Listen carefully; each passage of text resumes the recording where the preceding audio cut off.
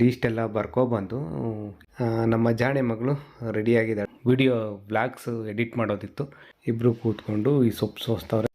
ಚಳಿಗೆ ಬಿಸಿ ಬಿಸಿ ಬೋಂಡ, ಇದಕ್ಕೆ ಪ್ರೀತಿ ಅನ್ಬೇಕಾ ಋಣ ಅನ್ಬೇಕಾ? ಎಲ್ರಿಗೂ ನಮಸ್ಕಾರ. ಇದು ನಮ್ಮ ನೇರ್ಲೆಕೆರೆ ಗೇಟು. ನಾವು ಬಸ್ಗೆ ಹೋಗ್ಬೇಕಾದ್ರೆಲ್ಲ ನೋಡಿರ್ತೀರ ಹಳೆ ಬ್ಲಾಗಲ್ಲಿ. ಆದರೆ ಬೆಳಿಗ್ಗೆ ಟೈಮು 9-10 ಗಂಟೆ ಟೈಮಲ್ಲಿ ಈ ಥರ ಇರುತ್ತೆ ನೇರ್ಲೆಕೆರೆ ಗೇಟು. ಇಲ್ಲಿ ಅಂಗಡಿ ಇದೆ, ನಾವು ರೇಷನ್ ತೊಗೊಳೋದೆಲ್ಲ ಇದೇ ಅಂಗಡೀಲಿ. ಇಲ್ಲಿ ಶೆಟ್ರ್ ಅಂಗಡಿನಲ್ಲೇ ನಾನು ಹಳೆ ಬ್ಲಾಗಲ್ಲಿ ಹೇಳಿದ್ನಲ್ಲ, ನಮ್ಮೂರ ಹತ್ರ ಶೆಟ್ರ್ ಅಂಗಡಿಲೇ ತಗೋತೀವಿ ಅಂತ. ಇಲ್ಲಿ ಲೀಸ್ಟೆಲ್ಲ ಬರ್ಕೊಬಂದು ಏನೇನು ಬೇಕೋ ಅದೆಲ್ಲ ಅವ್ರಿಗೆ ಕೊಟ್ಬಿಟ್ರೆ ಅವರೆಲ್ಲ ರೆಡಿ ಮಾಡಿ ಪಟ್ಟಣ ಕಟ್ಟಿಕ್ತಾರೆ. ನಾವು ಒಂದೇ ಸಲ ಒಂದು ತಿಂಗಳಿಗಾಗೋಷ್ಟು ರೇಷನ್ ಏನೇನು ಬೇಕೋ ಅದೆಲ್ಲ ಲೀಸ್ಟ್ ಮಾಡಿ ತೊಗೊಬಂದು ಕೊಟ್ಬಿಟ್ಟು ಎಲ್ಲ ಇಲ್ಲಿ ಕಟ್ಟಿಸ್ಕೊಂಡು ಅಂಗಡಿ ಸಾಮಾನೆಲ್ಲ ಒಂದೇ ಸಲ ತಗೊಂಡು ಹೋಗ್ತೀವಿ. ತಿಂಗ್ಳಿಗೆ ಒಂದು ಸಲ ತಗೊಂಡು ಹೋಗ್ತೀವಿ. ಈಗ ಮಧ್ಯಾಹ್ನ ಆಗೈತೆ. ಬೆಳಗ್ಗೆ ರೇಷನ್ ಐಟಮ್ ತಂದಮೇಲೆ ತಿಂಡಿ ತಿಂದು ಆಮೇಲೆ ಸ್ವಲ್ಪ ಕೆಲಸಗಳೆಲ್ಲ ಇದ್ವು, ಅದೆಲ್ಲ ಮುಗಿಸಿದ್ಮೇಲೆ ಈಗ ಮಧ್ಯಾಹ್ನ ಹೊರಗಡೆ ಹೊರಟಿದ್ದೀನಿ. ಹೊರಗಡೆ ಹೊರಟಿದ್ದಾಗೆ ಕಾಫಿ ಮಾಡಿಕೊಟ್ರು ನಮ್ಮ ಶ್ರೀಮತಿ ಅವರು. ಇಲ್ಲಿ ನೋಡಿರಿ, ನಮ್ಮಪ್ಪ ಇಲ್ಲಿ ಕೂತ್ಕೊಂಡು ಕಾಫಿ ಕುಡಿತಾ ಮೊಬೈಲಲ್ಲಿ ಏನೋ ನ್ಯೂಸ್ ಏನೋ ನೋಡ್ತಾ ಇದ್ದಾರೆ. ಕಾಫಿ ಅನ್ನೋದು ನಮಗೊಂಥರ ಜೀವಾಮೃತ ಇದ್ದಂಗೆ, ಆವಾಗವಾಗ ಕುಡಿತಾ ಇರಬೇಕು ನಮಗೆ. ನಮ್ಮ ಜಾಣೆ ಮಗಳು ರೆಡಿಯಾಗಿದ್ದಾಳೆ. ಅವಳನ್ನ ಕರ್ಕೊಂಡು ಹೋಗೋದೆ, ಹೊರಗಡೆ ಹೋಗ್ತಿರೋದು ಅಂದರೆ ಅವಳನ್ನ ಕರ್ಕೊಂಡು ಜೊತೇಲಿ ಹೋಗ್ತಾ ಇರೋದು. ಇವಾಗ ರೆಡಿಯಾಗಿ ಹೊರಟಿದ್ವಿ. ಆದರೆ ಬೆಳಗ್ಗೆ ಮಧ್ಯಾಹ್ನ ಅಲ್ವಾ, ಬೆಳಗ್ಗೆ ಸ್ಕೂಲ್ಗೆ ಹೋಗಿಲ್ವಾ ಅಂತೆಲ್ಲ ನೀವು ಅಂದ್ಕೋಬೋದು. ಸ್ಕೂಲ್ಗೆ ಹೋಗಿಲ್ಲ, ಈಗ ಮಧ್ಯಾಹ್ನ ಕರ್ಕೊಂಡು ಹೋಗ್ತಿದ್ದೀನಿ ಸ್ಕೂಲ್ಗೆ. ಮತ್ತು ಸ್ಕೂಲ್ಗೆ ಯೂನಿಫಾರ್ಮ್ ಇಲ್ಲ, ಕಲರ್ ಡ್ರೆಸ್ಸು ಅಂತಲೂ ಪ್ರಶ್ನೆ ಬರ್ಬೋದು ನಿಮ್ಮ ತಲೆಯಲ್ಲಿ. ಹೌದು, ಕಲರ್ ಡ್ರೆಸ್ಸಲ್ಲೇ ಕರ್ಕೊಂಡು ಹೋಗ್ತಿರೋದು. ಯಾಕೆಂದರೆ ಈ ನವೋದಯ ಎಕ್ಸಾಮ್ ಇದೆ ಸದ್ಯದಲ್ಲಿ, ಇನ್ನೆರಡು ದಿನದಲ್ಲಿ. ಅದಕ್ಕೆ 2 ದಿನ ಅವಳಿಗೆ ಆನ್ಲೈನ್ ಟ್ಯೂಷನ್ ಕೇಳೋದಕ್ಕೆ, ಓದ್ಕೊಳ್ಳೋದಕ್ಕೆ ಆನ್ಲೈನ್ ಟ್ಯೂಷನ್ ಕೇಳೋದಕ್ಕೆ ಅಂತ ಹೇಳ್ಬಿಟ್ಟು ಸ್ಕೂಲ್ಗೆ ರಜಾ ಹಾಕ್ಸಿದ್ವಿ. ಮತ್ತು ಫುಲ್ ಡೇನೂ ರಜಾ ಹಾಕ್ಬೋದಿತ್ತು. ಆದರೆ ಮಧ್ಯಾಹ್ನ ಡ್ಯಾನ್ಸ್ ಪ್ರಾಕ್ಟೀಸ್ ಇದೆ ಅವ್ರದ್ದು, ಏನೋ ಆನ್ಯುವಲ್ ಡೇನೋ ಸ್ಕೂಲ್ ಡೇನೋ ಏನೋ ಅಂತಾರಲ್ಲ, ಅದಕ್ಕೆ ಡ್ಯಾನ್ಸಿಗೆ ಸೇರಿದ್ದಾಳಲ್ಲ, ಆ ಡ್ಯಾನ್ಸ್ ಪ್ರಾಕ್ಟೀಸ್ ಇದೆ. ಇವಳಿಗೆ ಮಧ್ಯದಲ್ಲಿ 1-2 ದಿನ ಹುಷಾರಿಲ್ಲ ಅಂತ 2 ದಿನ ರಜಾ ಹಾಕ್ಸಿದ್ವಿ. ಅವಾಗ ಡ್ಯಾನ್ಸು ಪ್ರಾಕ್ಟೀಸ್ ಸರಿಯಾಗಿ ಆಗಿಲ್ಲ. ಅವರು ಕ್ಲಾಸ್ ಟೀಚರು ಕಾಲ್ ಮಾಡಿದರು, ಕರ್ಕೊಬನ್ನಿ ಮಧ್ಯಾಹ್ನ ಮೇಲಾದ್ರೂ ಡ್ಯಾನ್ಸು ಸ್ಟೆಪ್ಸ್ಗಳೆಲ್ಲ ಕಂಪ್ಲೀಟ್ ಆಗಿದ್ದಾವೆ, ಕಲೀಲಿ ಸ್ವಲ್ಪ ಅಂತ.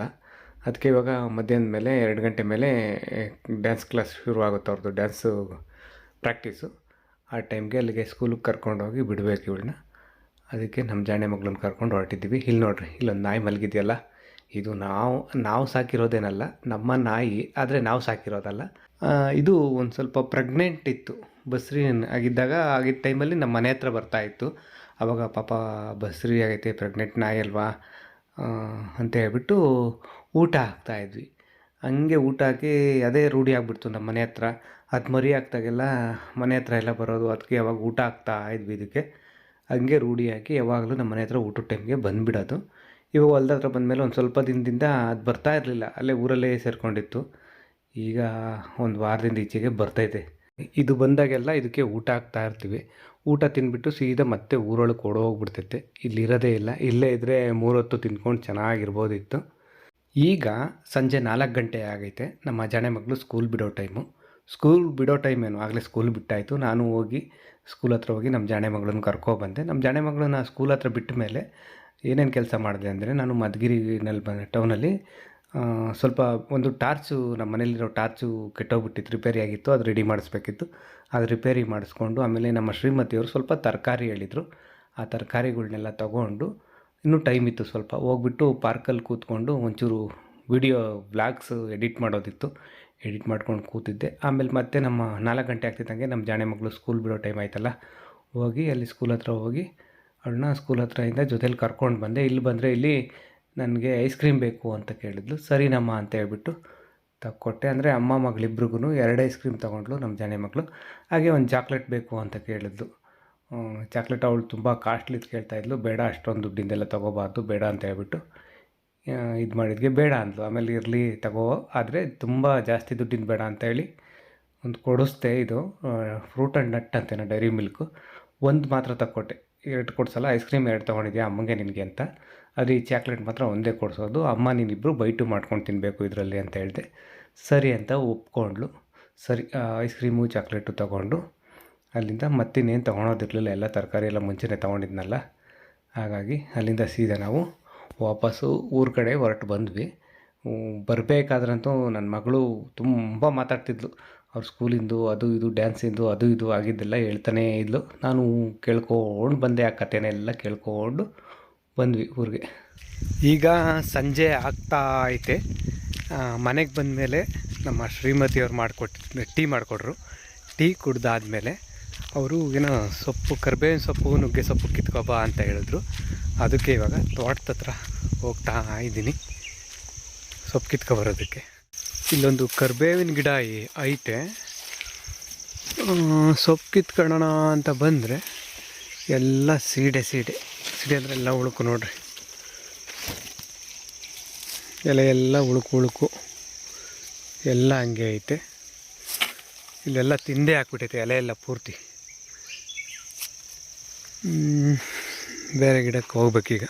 ಅಲ್ಲಿ ಕರಿಬೇವಿನ ಸೊಪ್ಪು ಚೆನ್ನಾಗಿಲ್ಲ ಅಂತ ಇಲ್ಲಿ ನಮ್ಮ ಚಿಕ್ಕಪ್ಪ ಅವ್ರ ಹೊಲ್ದ ಹತ್ರ ಬಂದರೆ, ಅಯ್ಯೋ ಇಲ್ಲಿ ನೋಡ್ರಿ ಹಂಗೈತೆ. ಇದೂ ಹಂಗೆ ಎಲ್ಲ ಎಲೆ ಉದ್ರೋಗಿ ಹೆಂಗಾಗ್ಬಿಟ್ಟೈತೆ ಇದೆಲ್ಲ. ಕರಿಬೇವಿನ ಸೊಪ್ಪೆ ಚೆನ್ನಾಗಿಲ್ಲ, ಒಂದೂ ಕರಿಬೇವಿನ ಸೊಪ್ಪೆ ಸಿಗಲಿಲ್ಲ. ನುಗ್ಗೆ ಸೊಪ್ಪು ಆದರೂ ಕಿತ್ಕೊಂಡು ಹೋಗೋಣ ಹೋಗಿ. ನೋಡಿರಿ, ನುಗ್ಗೆ ಸೊಪ್ಪು ತಂದು ಕೊಟ್ಟಿದ್ದಕ್ಕೆ ತಾತ ಮೊಮ್ಮಗಳಿಬ್ಬರೂ ನುಗ್ಗೆ ಸೊಪ್ಪು ಸೋಸ್ತವ್ರೆ. ಅಂದರೆ ಅದು ಸೊಪ್ಪೆಲ್ಲ ಬಿಡಿಸಿ ಅದು ಸೀಡೆ ಇರ್ತೈತೆ ಉಳುಕು. ಅದನ್ನು ಈ ಕಾಲದಲ್ಲಿ ಸ್ವಲ್ಪ ಸೀಡೆ ಸೊಪ್ಪುಗಳಿಗೆಲ್ಲ ಅದು ನೋಡಿ ಬೇರೆ ಎಲೆ ತೆಗೆದಾಕಿ ನೀಟಾಗಿರೋದು ಮಾತ್ರ ಚೆನ್ನಾಗಿರೋ ಎಲೆ ಹಾಕಬೇಕು. ಇಬ್ಬರು ಕೂತ್ಕೊಂಡು ಈ ಸೊಪ್ಪು ಸೋಸ್ತವ್ರೆ. ಅಂದರೆ ಜಾಸ್ತಿ ಸೊಪ್ಪು ತರಲಿಲ್ಲ, ಸೊಪ್ಪಿನ ಸಾರು ಮಾಡೋದಕ್ಕೆಲ್ಲ ತಂದಿರೋದು ಇದು. ಬೇರೆನೋ ಸ್ಪೆಷಲ್ ಮಾಡ್ತೀನಿ ಅಂದವ್ರು ನಮ್ಮ ಶ್ರೀಮತಿಯವರು. ಅದಕ್ಕೆ ಸ್ವಲ್ಪ ಸೊಪ್ಪು ಕಿತ್ಕೊಬಂದಿದ್ರು, ಅದಕ್ಕೆ ಸ್ವಲ್ಪ ಸೊಪ್ಪು ಮಾತ್ರ ಕಿತ್ಕೊಬಂದಿದ್ದೀನಿ. ತಾತ ಮೊಮ್ಮಗಳಿಬ್ಬರು ಸೊಪ್ಪು ಸೋಸ್ತಾ ಅವ್ರ ನುಗ್ಗೆ ಸೊಪ್ಪನ್ನ. ನಮ್ಮ ಶ್ರೀಮತಿಯವರು ಎಣ್ಣೆ ಹಾಕ್ತಾವ್ರೆ. ನಾನು ಎಣ್ಣೆ ಹಾಕ್ತೀನಿ ಅಂದರೆ ಬೇಡ ಅಂತಾರೆ. ಕಾಮಿಡಿ ಕೇಳಿದ್ದು ನಿಜ ಸೀರಿಯಸ್ ಆಗಿ ನಾನು ಎಣ್ಣೆ ಹಾಕಲ್ಲ, ಅಪರೂಪಕ್ಕಷ್ಟೇ ಹಾಕಬೇಕು. ಅತಿಯಾದರೆ ಅಮೃತನೂ ವಿಷ, ಹೌದು ತಾನೆ? ಅಲ್ಲ, ಹಬ್ಬಕ್ಕೂ ಅಲ್ಲ, ಏನದು ದಿನ ಹೊಸ ಬಟ್ಟೆ ತಗೊಳಕ್ಕೆ ಗೊತ್ತಾ, ಹಬ್ಬಗಳಲ್ಲಿ ಮಾತ್ರ ಹಂಗೆ. ಅದೇ ಥರನೇ ಅವಾಗ ಸ್ವಲ್ಪ ತಗೋಬೇಕು. ಈಗ ನಮ್ಮ ಶ್ರೀಮತಿಯವರು ಎಣ್ಣೆ ಬಿಸಿ ಆಗೋದಕ್ಕೆ ಇಟ್ಟವ್ರೆ. ಇದು ಎಣ್ಣೆ ಅಡುಗೆ ಎಣ್ಣೆ, ಬೇರೆ ಎಣ್ಣೆ ಅಂತ ತಿಳ್ಕೊಬಿಟ್ಟು ಯಾರನ್ನು ತಿಳ್ಕೊಬಿಡಿ. ಕಡಲೆ ಹಿಟ್ಟು, ಆಮೇಲೆ ಈರುಳ್ಳಿ ಸಣ್ಣದಾಗಿ ಉದ್ದುತ್ತಿಗೆ ಹಚ್ಕೊಂಡವ್ರೆ, ಹಸಿಮೆಣ್ಸಿಕಾಯಿ ಹಚ್ಕೊಂಡವ್ರೆ, ನುಗ್ಗೆ ಸೊಪ್ಪು, ಏನಮ್ಮ ಇದು ಕೊತ್ತಂಬರಿ ಅಲ್ಲ, ಕೊತ್ತಂಬರಿ, ನುಗ್ಗೆ ಸೊಪ್ಪು, ಕೊತ್ತಂಬರಿ, ಸ್ವಲ್ಪ ಪುದೀನ, ಕಡಲೆ ಹಿಟ್ಟು. ಇದೇನಿದು ಕಲರ್ ಚೇಂಜ್ ಆಯ್ತಲ್ಲ? ಅಕ್ಕಿ ಹಿಟ್ಟಾ?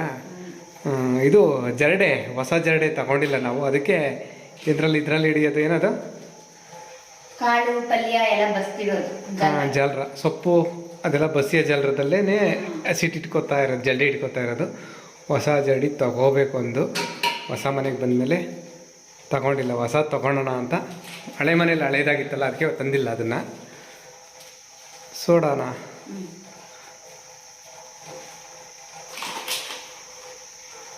ರುಚಿಗೆ ತಕ್ಕಷ್ಟು ಉಪ್ಪು, ಕಡಲೆ ಹಿಟ್ಟು, ಅಕ್ಕಿ ಹಿಟ್ಟು ಮತ್ತು ರುಚಿಗೆ ತಕ್ಕಷ್ಟು ಉಪ್ಪೆಲ್ಲ ಹಾಕ್ಕೊಂಡು ಹಿಂಗೆ ಒಂದ್ಸಲ ಮಿಕ್ಸ್ ಮಾಡ್ಕೋಬೇಕು. ಡ್ರೈ ಮಿಕ್ಸ್ ಮಾಡಬೇಕಲ್ಲ.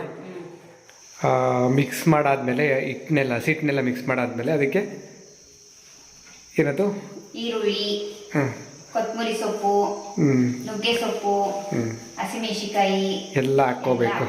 ಕರಿಬೇವು ಸೊಪ್ಪು ಒಂದಿಲ್ಲ, ಅದಿದ್ರೆ ಇನ್ನೂ ಚೆನ್ನಾಗಿರ್ತಿತ್ತು. ಎಲ್ಲ ಹಾಕ್ಕೊಂಡು ಮಿಕ್ಸ್ ಮಾಡಬೇಕಾ? ಹಂಗೆ ಮಿಕ್ಸ್ ಮಾಡೋದು. ಹಂಗೆ ಒಂದ್ಸಲ ಎಲ್ಲ ಚೆನ್ನಾಗಿ ಮಿಕ್ಸ್ ಮಾಡ್ಕೋಬೇಕು. ಎಲ್ಲ ಒಂದ್ಸಲ ಹಂಗೇನೆ ಡ್ರೈ ಮಿಕ್ಸ್, ಮತ್ತೆ ಇನ್ನೊಂದ್ಸಲ ಮಿಕ್ಸ್ ಮಾಡ್ಕೊಂಡು ಆಮೇಲೆ ನೀರು ಹಾಕೊಂಡು ಕಲಿಸ್ಕೋಬೇಕು. ಹಿಟ್ಟ ಬೋಂಡದ ಹಿಟ್ಟು ಅದಕ್ಕೆಲ್ಲ. ಬೋಂಡದ ಹಿಟ್ಟಲ್ಲ, ಈ ಕಲಸಿರತ್ತಿ ನೀರು ಹಾಕೊಂಡು ಕಲಿಸ್ಕೋಬೇಕು. ಹೌದಾ? ಅಲ್ಲ, ಹೌದು, ಬೋಂಡದ ಕರೆಕ್ಟ್ ಅಲ್ವಾ? ಇದೆ ಬೋಂಡದ ಹಿಟ್ಟು, ಇದಕ್ಕೆ ನೀರಾಗಿ ಕಲಿಸಿದ್ರೆ ಬೋಂಡ ಮಾಡೋದಲ್ಲ. ಎಲ್ಲ ಒಂದ್ಸರಿ ಮಿಕ್ಸ್ ಮಾಡ್ಕೊಂಡಿದ್ದೀನಿ.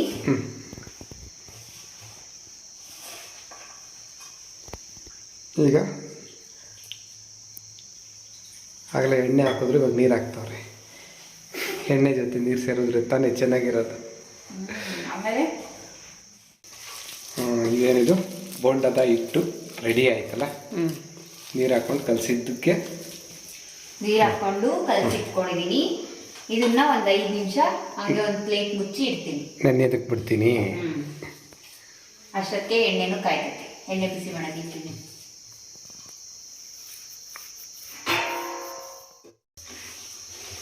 ಎಣ್ಣೆ ಕಾದೈತಾ? ಒಂದೆರಡು ಬಿಟ್ಟು ನೋಡ್ತೀನಿ, ಕಾದಿದೆ ಅನಿಸುತ್ತೆ. ಹಾಕ್ತಿದಂಗೆ ಮೇಲೆ ತೆಗೆದ್ರೆ ಕಾದೈತೆ, ಇಲ್ಲ ಅಂದರೆ ಕಾದಿಲ್ಲ. ಹಾಂ, ಕಾದೈತಾ ಎಣ್ಣೆ? ಹಾಗಾದ್ರೆ ಈಗ ಹಿಂಗೆ. ಹೌದು, ನನಗೆ ಒಂದು ಡೌಟು. ಬೋಂಡ ಎಷ್ಟೆಷ್ಟು ದಪ್ಪ ಹಾಕ್ಬೇಕು? ಎಷ್ಟು ದಪ್ಪ ಅಂದರೆ ನೀನು ಅವತ್ತು ಹಾಕಿದ್ದಲ್ಲ ವಧು ಪರೀಕ್ಷೆಗೆ ಬಂದಾಗ ಫಸ್ಟ್ ದಿನ ಅಷ್ಟು ದಪ್ಪ ಹಾಕ್ಬೇಕು. ಇವರು ಬೋಂಡ ಮಾಡಿದ್ರು ಒಂದಿನ. ಇವ್ರು ಬೆಂಗಳೂರಲ್ಲಿದ್ದಾಗ ಇವ್ರ ಮನೆಗೆ ಹೋಗಿದ್ದೆ, ಇವ್ರ ಅಣ್ಣ ಎಲ್ಲ ಇದ್ರಲ್ಲ ಅವಾಗ. ಎಷ್ಟು ದಪ್ಪ ಮಾಡಿದ್ದು? ಒಂದು ಕಿತ್ಲೆಹಣ್ಣು ದಪ್ಪ ಆಯ್ತಾ? ಒಂದು ನಿಂಬೆಹಣ್ಣು ದಪ್ಪ ಆಯ್ತಾ? ಇಲ್ಲ, ದಪ್ಪ ಆಯ್ತು. ಇನ್ನೂ ಸ್ವಲ್ಪ ದಪ್ಪ ಆಯ್ತು ಅನ್ಸುತ್ತೆ. ಬೋಂಡ ರೆಡಿ. ಸೀದೋಗಿರೋ ಬೋಂಡ ರೆಡಿ. ಏನು ಸಿಗೋದಿಲ್ಲ. ಮತ್ತೆ ಕಲರ್ ನೋಡಿ ಹೆಂಗಾಗ ಒಂಚೂರು. ಅಂದರೆ ಎಣ್ಣೆ ಸ್ವಲ್ಪ ಜಾಸ್ತಿ ಕಾದೈತಲ್ವ, ಅದಕ್ಕೆ ಹೆಂಗಾಗುತ್ತೆ. ಎಣ್ಣೆ ಜಾಸ್ತಿ ಕಾಸ್ಬೇಡ. ಅದಕ್ಕೆ ಸ್ವಲ್ಪ ಕಾಸ್ತೀನಿ. ಎಣ್ಣೆ ಚೆನ್ನಾಗೇ ಕಾಯಿ, ಸ್ವಲ್ಪ ಏನು ಕಾಯೋದು ನೋಡು.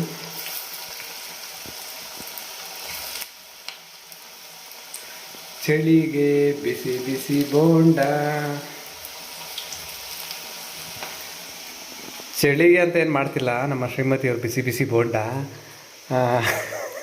ಬಸ್ಸಾರು. ನೆನ್ನೆ ಬಸ್ಸಾರು ಮಾಡಿದರು. ಬಸ್ಸಾರೇ ಇತ್ತು. ಬಸ್ಸಾರು ಮಾಡಿದ್ರೆ ನಮ್ಮ ಮನೇಲಿ ಚೆಲ್ಲಲ್ಲ, ವೇಸ್ಟ್ ಮಾಡಲ್ಲ. ನಂಗೆ ಇಷ್ಟ ಬಸ್ಸಾರು, ನಮ್ಮ ಮನೇಲಿ ಜಾಸ್ತಿ ಇಷ್ಟ. ಅದಕ್ಕೆ ಬಸ್ಸಾರು ಇದ್ದರೆ ಊಟ ಮಾಡೋದಕ್ಕೆ ಏನಾದರೂ ನೆಂಚ್ಕೊಳ್ಳೋದಕ್ಕಿದ್ರೆ ಚೆಂದ. ಅದಕ್ಕೆ ಬೋಂಡ ಮಾಡೋಣ ಅಂತ ಇವ್ರು ಮಾಡ್ತಾಯಿದ್ದಾರೆ. ಅದೇನಿದು ಚಳಿಗೆ ಬೋಂಡ ಮಾಡ್ತೀನಿ ಅಂದಂಗೆ ಇರಬೇಕು, ಬಸ್ಸಾರು ನೆಂಚ್ಕೊಳಕ್ಕೂ ಆಗಬೇಕು. ಒಂದೇ ಕಲ್ಲಲ್ಲಿ ಎರಡಕ್ಕಿ ಹೊಡಿತಾರಲ್ಲ, ಹಂಗೆ ಅಂತಾರಲ್ಲ, ಹಾಗೆ ಆ ಥರ. ಬೋಂಡ ಒಂದಿಬ್ಬೆ ಆಯಿತು. ಈಗ ಇನ್ನೊಂದಿಬ್ಬೆ ರೆಡಿ ಆಗ್ತಾ ಐತೆ. ನಮಗೆ ಒಂದು ಡೌಟ್ ಐತೆ ಇದರಲ್ಲಿ. ಏನು ಗೊತ್ತಾ? ಬೋಂಡ ಮಾಡೋದು ಕಡಲೆ ಹಿಟ್ಟಲ್ಲಿ. ಕಡಲೆ ಹಿಟ್ಟು ಹಾಕ್ತೆ, ಅದ್ರ ಜೊತೆಗೆ ಅಕ್ಕಿ ಹಿಟ್ಟು ಹಾಕ್ತಲ್ಲ, ಅದು ಏನಕ್ಕೆ ಅಂತ. ಅಕ್ಕಿ ಹಿಟ್ಟು ಹಾಕಿದ್ರೆ ಬೋಂಡ ಗರ್ಗರಿಯಾಗಿರ್ತದೆ ತಿನ್ನಕ್ಕೆ. ಹೌದಾ? ಕರುಮ್ ಕರುಮ್ ಅನ್ನೋದು ಅದಕ್ಕೆನ ಬೋಂಡ? ಎಲ್ಲರೂ ಹಾಕ್ತಾರ, ನೀನು ಮಾತ್ರನಾ? ಹೌದಾ? ಎಲ್ಲರೂ ಅಕ್ಕಿ ಹಿಟ್ಟು ಒಂಚೂರು ಹಾಕ್ತಾರೆ ಬೋಂಡಕ್ಕೆ, ಸ್ವಲ್ಪ ಜಾಸ್ತಿ ಅಲ್ಲ, ಒಂದೆರಡು ಸ್ಪೂನ್ ಅಷ್ಟು ಹಾಕ್ತಾರೆ ಅಷ್ಟೇ. ಹೌದಾ? ಟೇಸ್ಟು ಚೆನ್ನಾಗಿರ್ತೈತೆ, ಗರ್ಗರಿಯಾಗಿರ್ತದೆ ತಿನ್ನಕ್ಕೆ. ಊಟ ಎಲ್ಲ ಆಯಿತು. ಊಟ ಆದಮೇಲೆ ನಮ್ಮ ಶ್ರೀಮತಿಯವರು ಒಂದು ಪಾರ್ಸಲ್ ಬಂದಿದೆ.